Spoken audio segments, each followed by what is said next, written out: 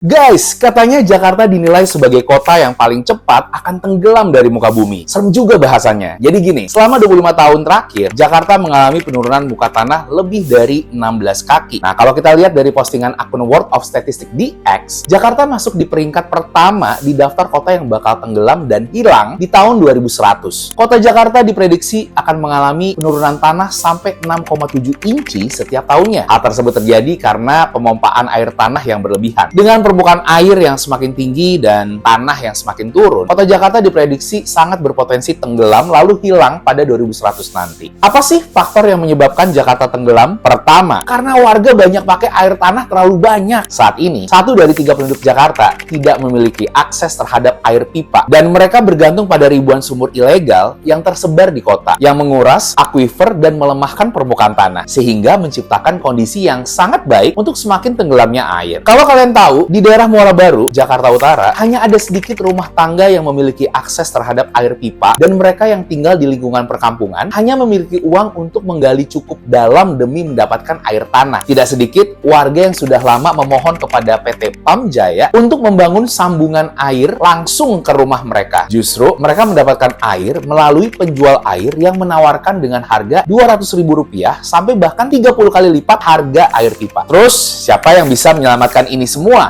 Pemerintah bisa mengatasinya? Faktanya, pemerintah nggak bisa ngatasin sendirian, sampai harus gandeng pihak swasta. Kenapa PT PAM Jaya harus menggandeng mitra swasta? Jakarta adalah salah satu dari sedikit kota yang menerima keterlibatan sektor swasta dalam sistem air bersihnya. Sekitar 90% air di dunia sebenarnya adalah milik publik, tapi ternyata Jakarta tidak mempunyai cukup uang untuk mengelola sistem air bersih sendiri. Kota ini membutuhkan mitra swasta yang mana nggak hanya untuk membantu mengoperasikan instalasi pengolahan air, tetapi lebih untuk investasi. Kenapa? Karena sebagian besar air permukaan terkontaminasi oleh limbah. Jakarta membeli sebagian besar air bakunya dari luar kota. Nah, air itu diolah, kemudian didistribusikan melalui jaringan pipa yang beberapa di antaranya berusia lebih dari 100 tahun. Air tersebut bocor. Ya, sekitar 40% air itu hilang seiring berjalannya waktu. Dan sebagian besar air yang tersisa terkontaminasi kembali saat mengalir melalui sistem. Salah satu perusahaan swasta namanya PT Air Bersih Jakarta atau ABJ diminta oleh pemerintah untuk segera memperluas akses air pipa ke 11 juta penduduk kota. Untuk apa? Untuk mewujudkan rencana penyediaan air bagi setiap rumah tangga di Jakarta, sehingga warga nggak perlu lagi untuk bergantung pada sumur ilegal. Pemerintah Kota Jakarta berencana menginvestasikan 11 triliun rupiah untuk membangun pipa distribusi air baru. Namun, rencana tersebut gagal di awal pandemi ketika anggaran kota menyusut sebesar 28%. Berdasarkan kesepakatan terbaru ini, perusahaan akan menghabiskan sekitar 1,7 miliar dolar untuk membangun pabrik pengolahan jaringan pipa dan koneksi, serta memelihara pabrik yang ada. Perusahaan utilitas negara PAM Jaya akan mencicil pembayaran ABJ untuk air dan infrastruktur saat semuanya dibangun. Terus, siapa sebenarnya orang di balik PT Air Bersih Jakarta ini? Dan kenapa gua mention Indofood di awal? Apa hubungannya? Nih, baru dimulai kronologinya. Benar, brand-brand ini hasil produksi PT Indofood. Kenalan nih sama CEO-nya, Antoni Salim. Jangan salah, beliau ini dinobatkan peringkat ke-5 orang terkaya di Indonesia menurut Forbes 2023. Beliau dinilai berhasil membangun kembali kerajaan bisnis Salim Group setelah sempat mengalami kemunduran akibat krisis moneter 1998. Salim Group terbilang konglomerasi terbesar di Indonesia dengan total aset mencapai 10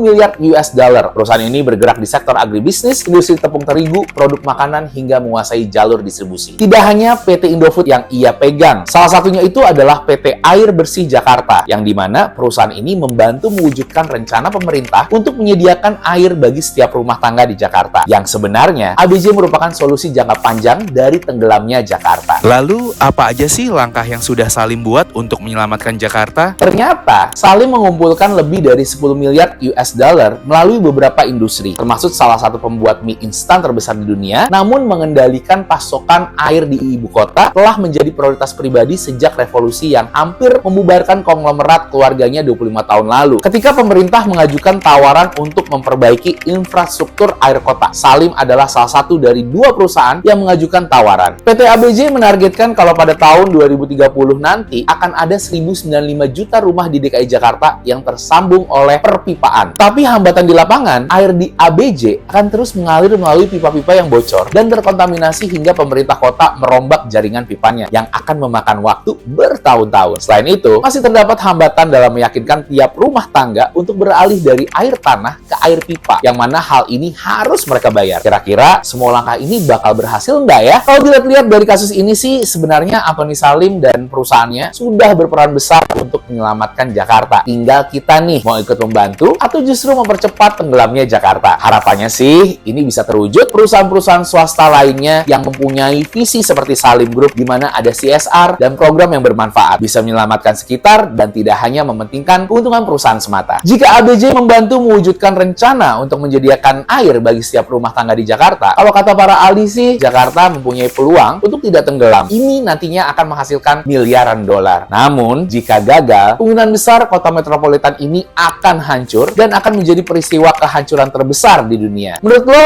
apa sih yang bisa lo bantu lakuin supaya Jakarta nggak cepat tenggelam? Tapi kalau yang perlu lo lakukan sekarang adalah tekan tombol subscribe dan lonceng yang ada di bawah ini supaya nggak ketinggalan video-video selanjutnya dari gue. Jangan lupa komen, lo mau gue bahas apa lagi nih?